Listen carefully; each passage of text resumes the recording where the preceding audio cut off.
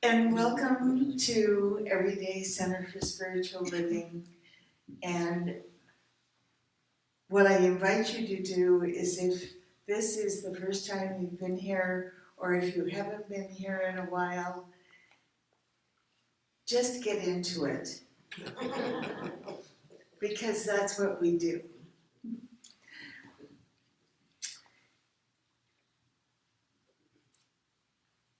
Deborah's choice for her reading this morning was so perfect. People often ask, how do we, meaning people who study this philosophy, how do we explain Jesus? How do we explain the Christian idea of the divine? And what's interesting is that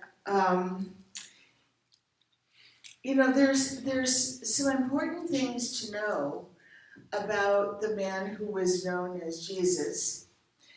One is that he was born, raised, lived, died as a Jew.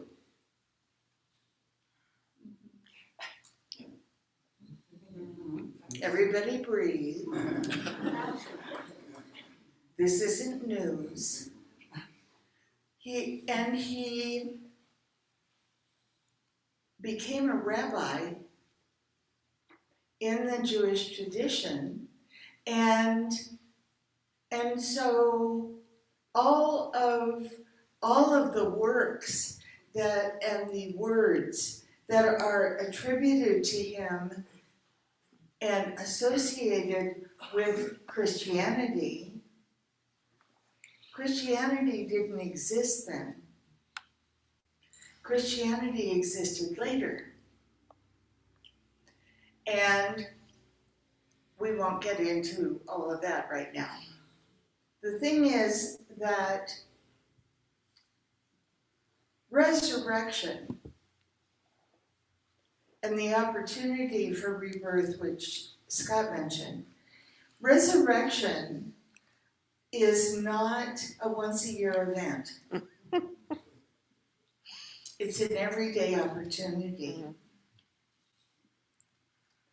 Because every day we have the unlimited, truly now, the unlimited possibility available to us of a complete do-over.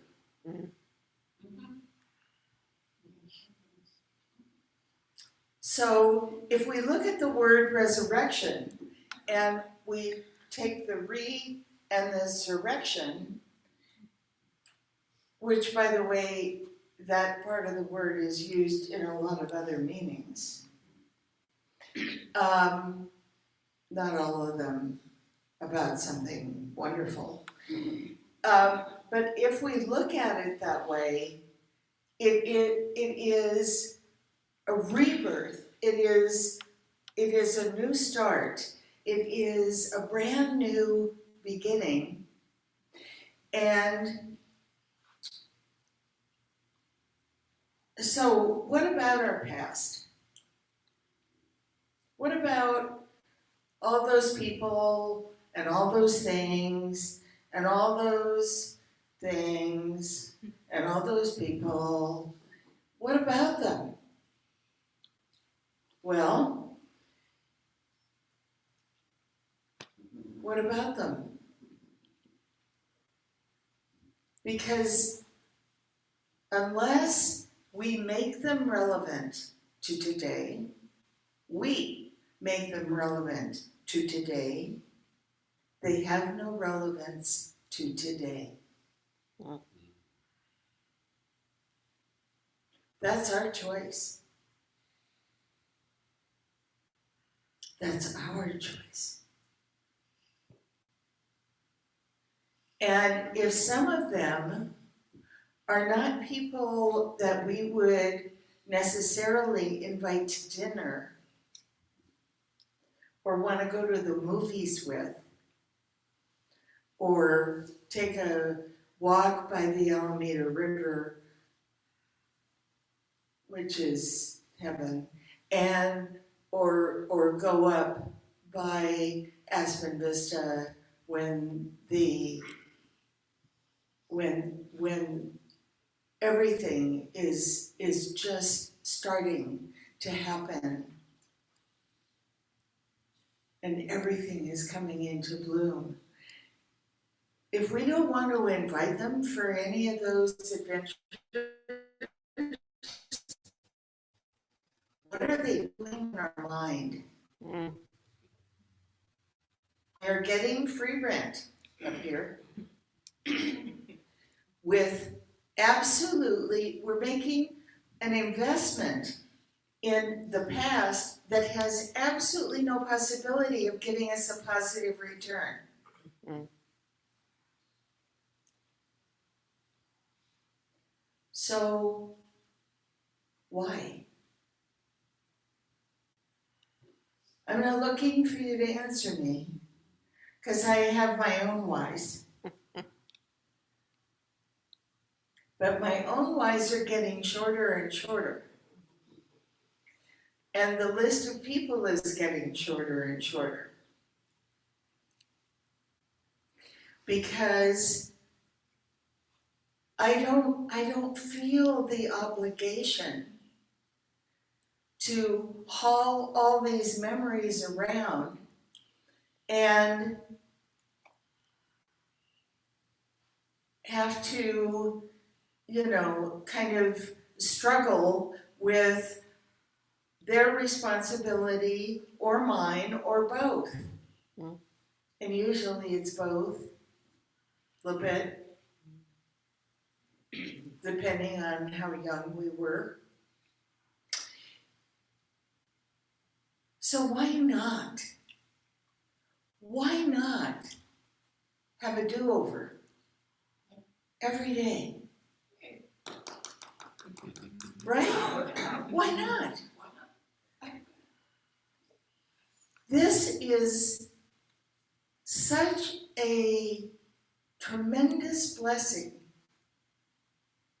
such a tremendous gift that we get to decide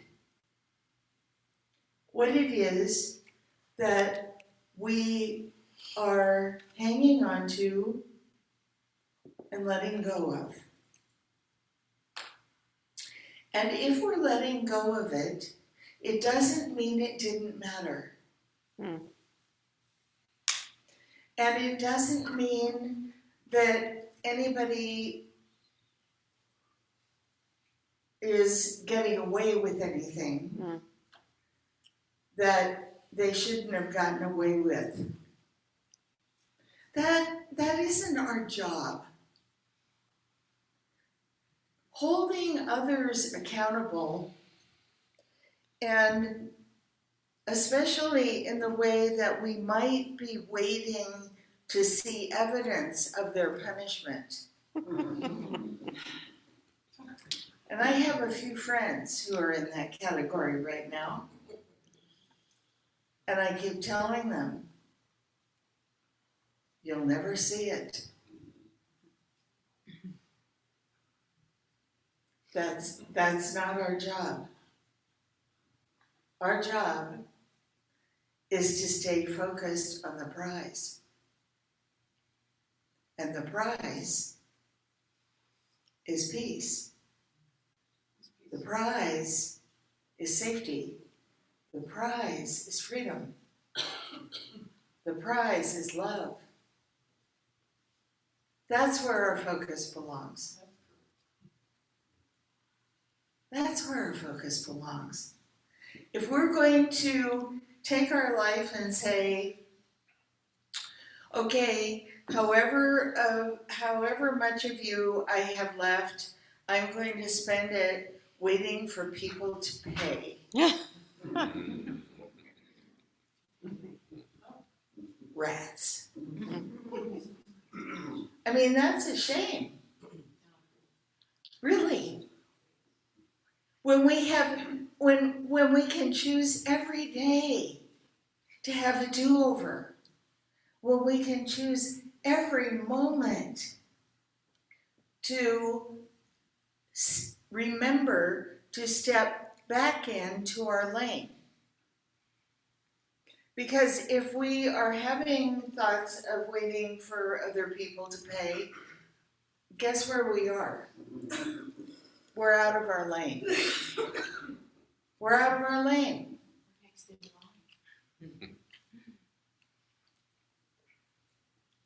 Why would we waste this delicious opportunity called life? This delicious gift called life. Why would we want to waste one moment? Why wouldn't we want to be in love? Yeah. Every moment. We don't need anybody else to do that. Everybody breathe.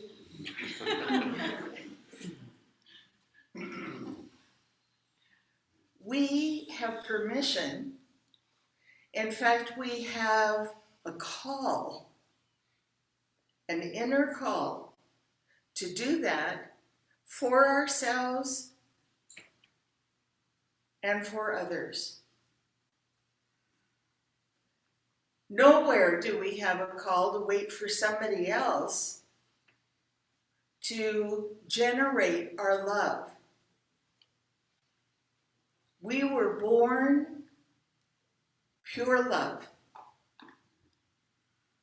And sure, there is all kinds of stuff that's happened between then and now, however long that was. For some of us, it's less than others. No matter what happened between then and now, we are still pure love. Nothing and no one, no event, no circumstance, no physical ailment, nothing and no one can take that away from us. We are pure love. And the opportunity to be with each other and to show that love to each other. To let, when at the end of the Flames of Faith, and also at the end of another ritual we do during the month that is called the 4 Directions, we turn and face each other. And we are asked to open our eyes, and with the eyes of God, see the eyes of God looking back at us. That is a pure love moment, a pure love exchange. And all it takes is intention. So wasting our time on other things that are going on or want to have our attention, we may want to reconsider that. Because if in any moment we find ourselves thinking unloving thoughts, thinking critical thoughts, judgmental thoughts, accusatory thoughts,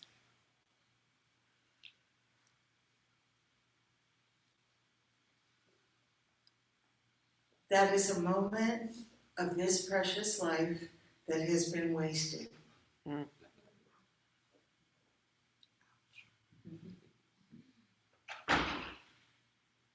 And this capacity that we have to be pure love because that's what we are, has just been set aside like it doesn't matter. It just doesn't matter. How sad. It is the most important assignment we have. Often people will want to talk about their purpose. I don't know what my purpose is. How do I figure out what my purpose is? I keep buying books about finding my purpose,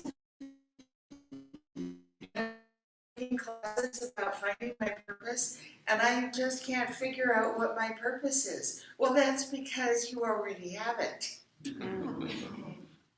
You were born with it. Your purpose is to love. Your purpose is to live a life that is as full and as splendid and as vibrant and as radiant as you can. Because we are all that life. We are all that one life. You know, in the reading that Deborah shared with us about Jesus' discovery of his Christhood, the reason I'm going back to that is because a lot of people don't realize that Christ is not a designation. Mm. It's a fulfillment. Mm. Jesus was his name, or their name, because it could have been many people that got rolled into one in the storytelling. That happened often in both the Old Testament and the New. Jesus was his name. Christ was a fulfillment, a recognition, a realization of what his purpose was. Mm. And his purpose was to be loved. You know, it's funny to me anyway, that story after story in the New Testament that is told through parable and situation and so on, he's saying the same thing over and over and over again. Or they are. Over and over and over again, he's saying, greater things than I do, you can. And love one another. That's it. That's it. Oh, and he talks a little bit, not a lot, but he talks a little bit about faith. Because he or they say that it is through the faith of the Good Samaritan. It is because of the faith of the Good Samaritan that his son is healed. He's not walking around saying, didn't I just do a cool thing? It's because of someone else's faith that the miracle happened. I mean, even his mother got into the game, apparently. Because when they were running short on wine at the wedding, she basically said, well, my son will fix it. And there was plenty of wine. The wine never ran out. But it was her faith. So when we question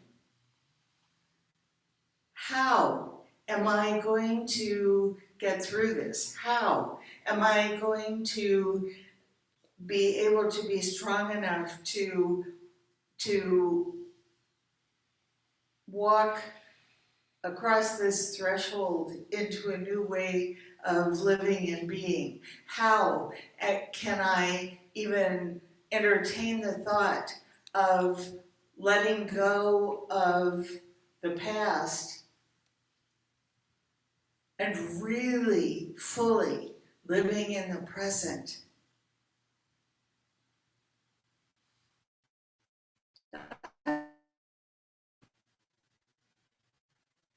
That's how. Not because we have to wait. We don't have to wait. We know when we're in the present. We know when we're in the present. How do we know when we're in the present? We know because we're not thinking about anything else. We're not distracted by anything else. We're not thinking about what just happened or what's going to happen.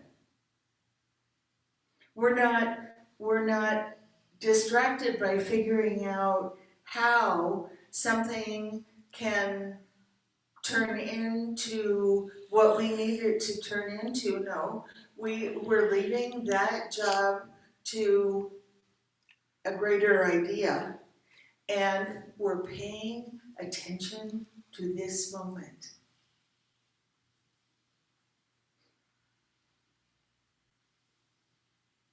How many of you right this second are, and I just want to see a show of hands, how many of you right this second are thinking about breathing?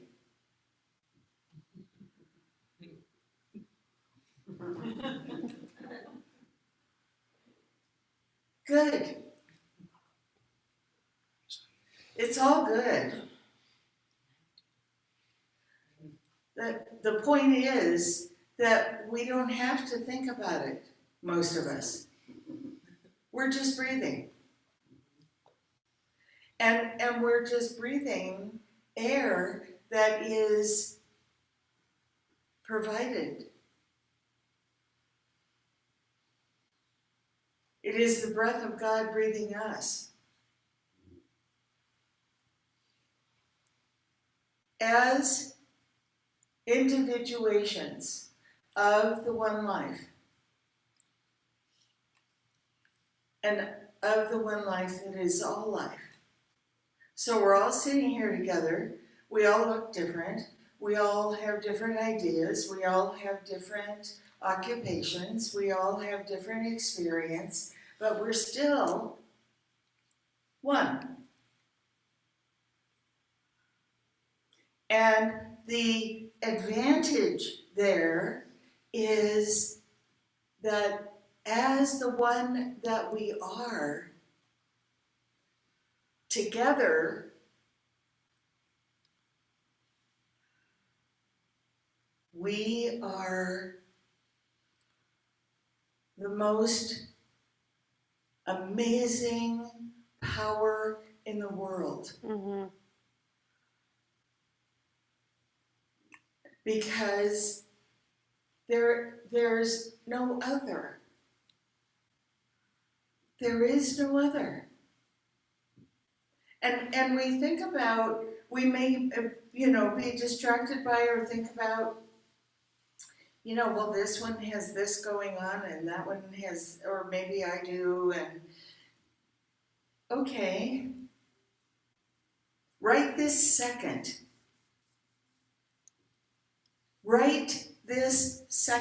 are you okay? Super. Yes. Yes. Yes.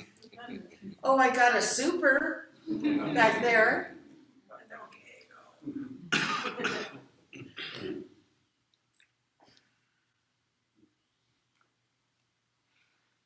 That is the kind of attention I'm talking about.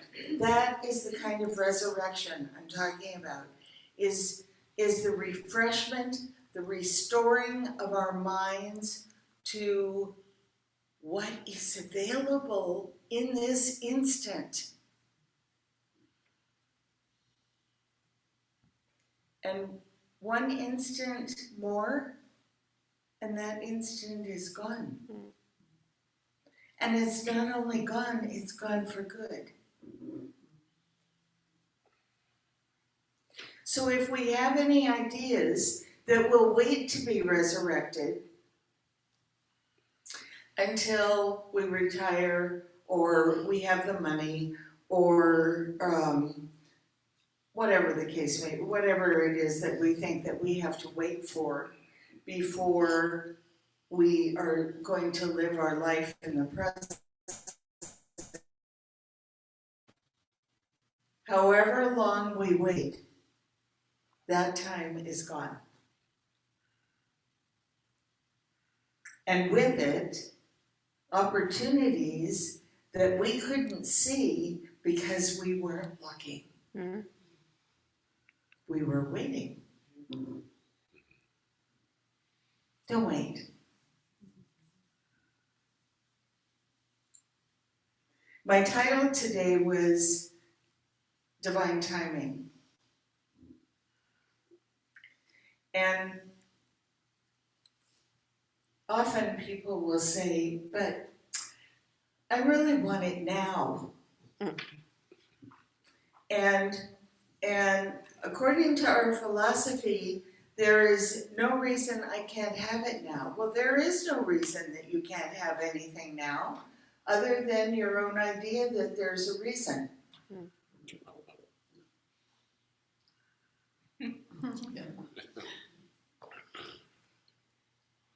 That's the only reason. That's the only thing standing between us and our life as fulfilled as we would have it. Is whatever our ideas are about something else having to happen or be okay or be fixed or be changed first. That is not divinely ordained. That is person ordained. So divine timing is both divine and personally directed. How about having a great life now? Why not? And so it is. So it is.